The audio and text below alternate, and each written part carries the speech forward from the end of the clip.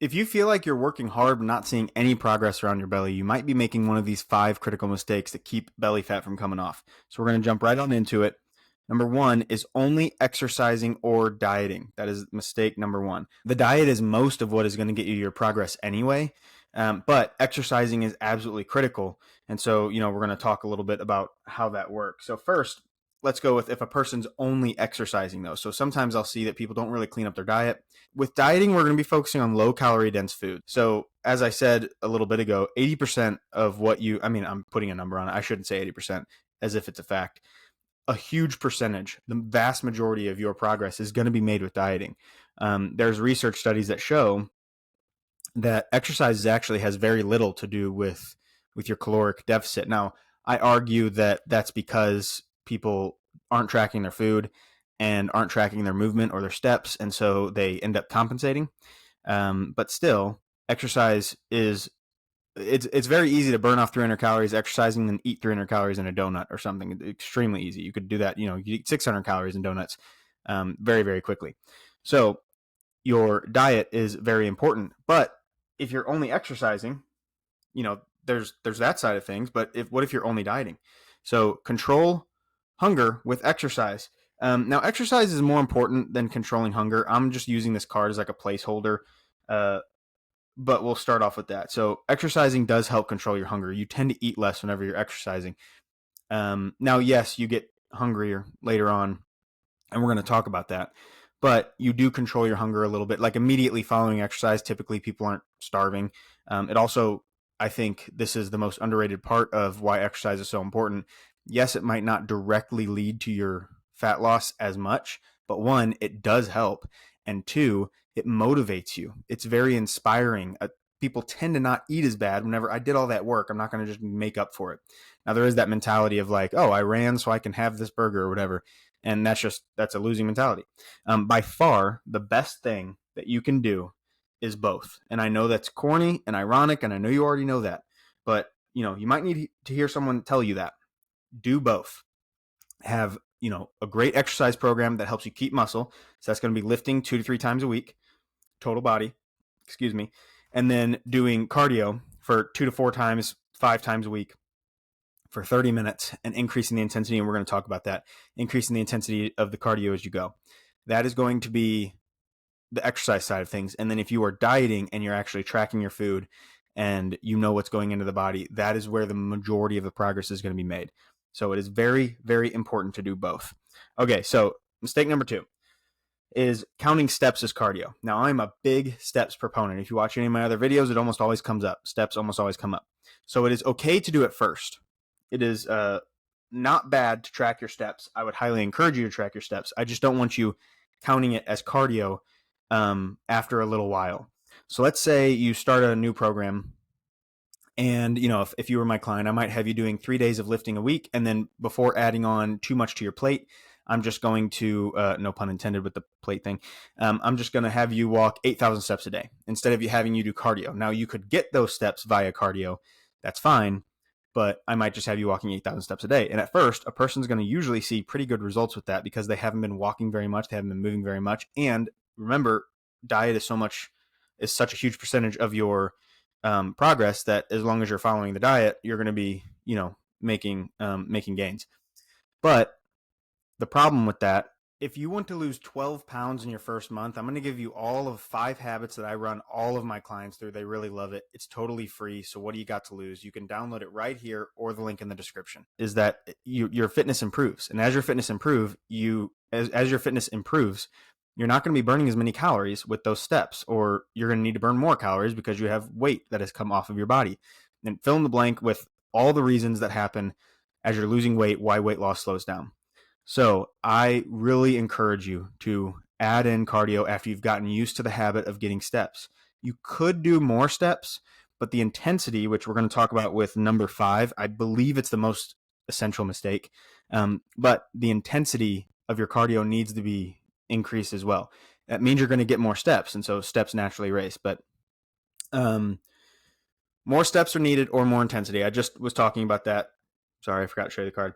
But more steps needed or more intensity. So if you reach like 8,000 steps, at first you might, be able to get away with okay, I'm now going to do 10,000 steps. But eventually you're going to need that intensity, and that comes from actual cardio, getting on a treadmill, or going for a jog outside, or riding a bike or something like that. So mistake number 3 is going to be intuitive eating. I hear this all the time with influencers. Let's see, do I have the right card? Actually, that's on the next one. But intuitive eating, trying to keep track of your calories by just, no, well, am I hungry? Am I not hungry? So there's a couple problems with that. Number one, we always underestimate. Studies show that we are always underestimating what we eat, even whenever we have access. Whenever the participants in the study have access to pre-planned meals, and they know what they're eating, they still underestimate what they eat. It is amazing how much we. I'm not saying people are lying to themselves, but how inaccurate people are. The second problem, there's way too much delicious food around. If we were hunting buffalo and eating the berries that we found along the way, we probably could intuitively eat. In fact, you would probably just want to eat as much as possible. You wouldn't need to intuitively eat. You would just eat whatever you had, because you never know if that next meal is going to come. But we don't have that worry anymore. In fact, if you eat some peanut butter, you're getting way excessive calories. I'm not saying peanut butter is bad. It's just we need to know we can't intuitively eat peanut butter. By the time you are satisfied on a peanut butter and jelly sandwich, you have eaten usually way too many calories. So it's just too high calorie, too delicious of calories, especially if you're eating out a lot, or if you are eating any like fried foods. I know with a toddler, I eat more chicken nuggets than I would like to admit.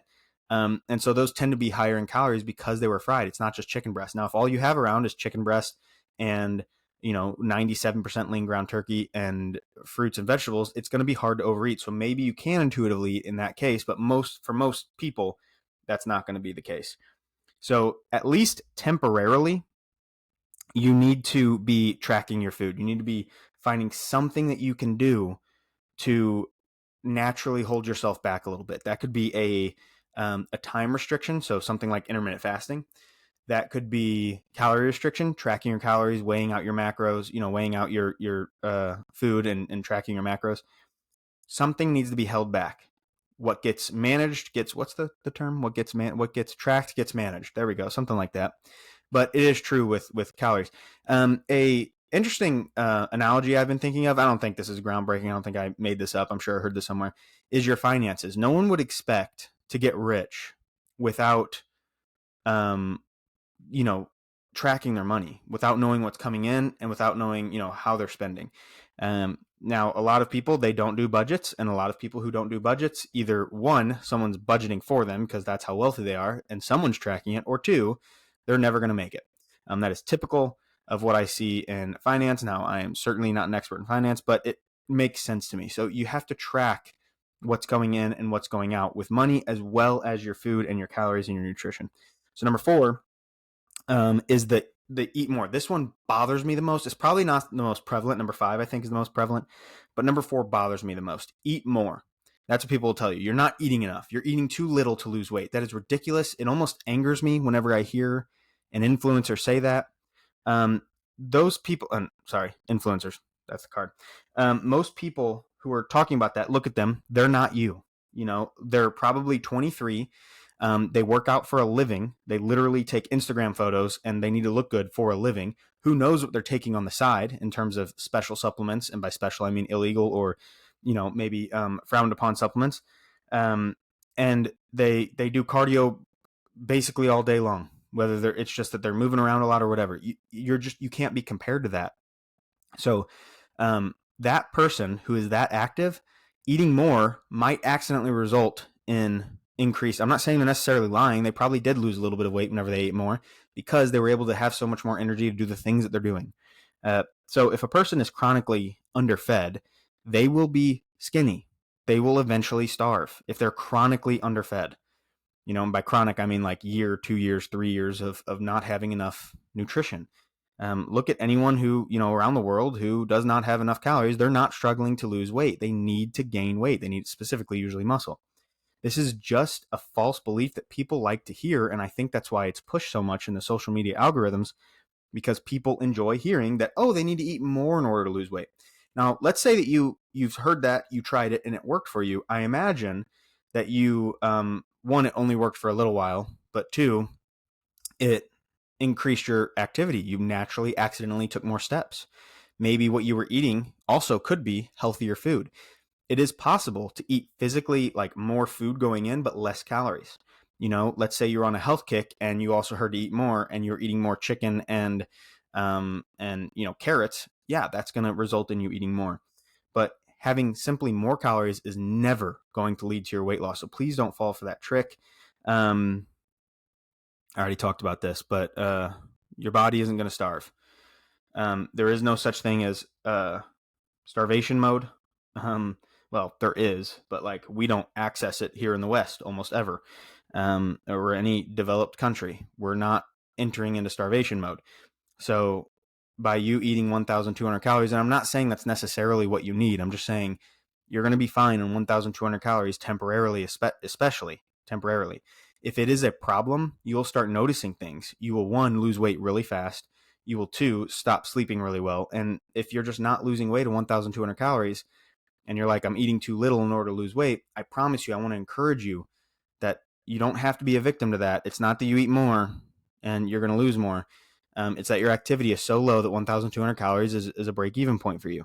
So we need to get your activity up. If you tracked your steps, I'm guessing it's very, very low. If you looked at your workouts and you're honest with it and you actually track your workouts, how many times are you doing cardio? Are you doing cardio 1.5 times on average a week for 20 minutes? That's just not good enough. You need more. And I say that not to, discourage you and say, hey, you need to do better, but to encourage you that the power is in your hands. Now you could try eating more and, committing to yourself to move a lot more. So eating more and moving a lot more, that does result in increased. In fact, I think I remember this from a long time ago. It's probably 15 years old now. There's a study done about like if a calorie deficit was achieved through just dieting, or if a calorie deficit was achieved by eating more, so making up that 500 calories, but moving 1,000 calories more. So the deficit was the same, 500 calorie deficit. The people who moved more and got that 500 calorie deficit, if I'm remembering this right, they experienced better results. Probably because, their lifestyle matched it. They were all in on it. So eat more is a bunch of hoopla. And this is the part that is, I think I kind of already hit that up, but we'll talk more about it. Some truth and some lie is dangerous. This is dangerous in anything, so in fitness with influencers and stuff, talking all their garbage online, there is some truth to it. If you're eating too little, you're not going to be moving enough. Now, they don't explain this, and I don't even know if they realize it, but the reason a person might be eating too little and therefore not losing weight is because they're eating 1,200 calories and yet they're not moving. If eating a little bit more causes you to move a lot more, like I was just talking about, that is going to be where that truth comes in. But taking that little bit of truth and then the rest of it is just false. If you're eating too little, you will be losing weight. That can be very dangerous because it sounds good and it makes sense to us. And if you look at it, it actually will pan out because you're probably looking in on accident, not your fault, but you're probably looking into the little bit of truth that they were talking about. All right, so this next one is the number one mistake that I see that people make. And it's not going to sound like the number one mistake, but I promise you, it probably is, especially in regards to cardio. And that is going through the motions. So progressive overload is the heart of progress. For you to lose more weight and lose more body fat, I should say, and gain more muscle, you're going to have to progressive overload, 1, cardio, and 2, weight. So let's first talk about cardio. Actually, I want to back up and talk. I see this in the gym every single day. Someone coming in doing the exact same thing. Rep number 1 and rep number 15 or 12 or wherever they end it looks the exact same. They're not working hard enough. And again, I don't want to make it come across like I'm some boot camp person, like you got to work harder, you got to earn this. I'm not saying that. I'm just saying, it's true. They're not working hard enough. There's a big gap between, the boot camp side of work harder and, where they're working, and they need to be somewhere here, So number 1, progress harder in cardio, or progressive overload, in cardio. So let's take a treadmill. Treadmill and a Stairmaster is my favorite. If you've watched any of my other videos, I usually bring it up. So on a treadmill, if you're walking 3 miles an hour, you have to walk 3 miles an hour, or you'll fall off the treadmill. So if you increase the the incline without holding onto the handrails, you will notice it gets a lot harder. So if you're walking at a 1% incline and then in 6 months you're walking at an 8% incline, same 30-minute cardio, let's just say it's 30 minutes, same 3 miles an hour, but now you're walking at 8% incline or whatever instead of 1, you are burning more calories for free in that length of time. You're having to work harder, but you're burning more calories. You might not have been physically capable of keeping up with that 8% before. And so congratulations, you've unlocked the ability to burn more calories within the same 30 minutes. So that's progressive overload with getting on the treadmill or fill in the blank. You have to be working harder. As your fitness improves, you have to increase your the intensity of the cardio to meet that. I see a lot of people come in, especially on like the elliptical and stuff. I guess because it's kind of like you can get in a rhythm, on the elliptical. I guess you could do that on anything, but the elliptical, you can sort of fall into your own speed that you want. And they'll come in, they'll do a 3 on the difficulty, and they will just go through the motions. And they're just sitting there. And now I'm not saying that's bad. It's certainly way better than not doing anything. But that is why their progress probably stalled out. Number 2 is going to be in weights. Now, this one's kind of obvious, but people, as I said just a second ago, their 12th rep looks like their first rep. I call them sticky reps. So you want your set to go until you get 2 or 3 sticky reps. That's just like a general rule of thumb. It's called pushing close to failure if you're not familiar with it. And so failure is, you try to do rep 14 and your muscles literally can't do it. And so you reached failure. Reaching failure typically is not necessary unless a person wants to absolutely maximize muscle growth. And even then, a person has to be careful because, fatigue will catch up to them a lot quicker that way. So for a lot of my weight loss clients, for almost all of my clients, I have them push 2 to 3 into the sticky reps. So let's say rep 10 was pretty smooth. Rep 11, starting to slow down a little bit. Rep 12, really slowed down. That would be rep 2 of the sticky reps because rep 11 is what I would have counted as that first sticky rep. And then rep 13 is a real grind. They probably could grind out 14, maybe 15 if they were desperate. That would be 2 reps shy of failure. They would end the set at rep 13. And so that's how I would take it in terms of working hard enough in the gym for weights. And here's the thing, that is going to lead the very next week, you're probably going to be able to do a 14th rep or maybe even more weight. You might even find sometimes you can reach 15 reps into those, 3 sticky reps, you reach 15 reps and you still had to go up in weight. That's progressive overload. What's cool is whenever you're trying to do this intentionally, you're going to make great progress. It's going to be fun. You're going to enjoy it. But also, you're going to have, even better results than you would have had because you're working harder. You're doing more. Same thing on the treadmill. If you find, and I understand you can kind of be doing 3% and you start to get comfortable with 3% incline, 3 miles an hour for 30 minutes. And you're like, oh my gosh, I don't want to do 4% because that means I have to work. I just got out of the hard, I just made it to where this doesn't suck anymore. Well, congratulations, you have unlocked the ability to burn more calories, but now it requires that work. And that is what's going to get you results. These 5 mistakes, especially number 5, man, but so all of them really are what is keeping you from losing your fat.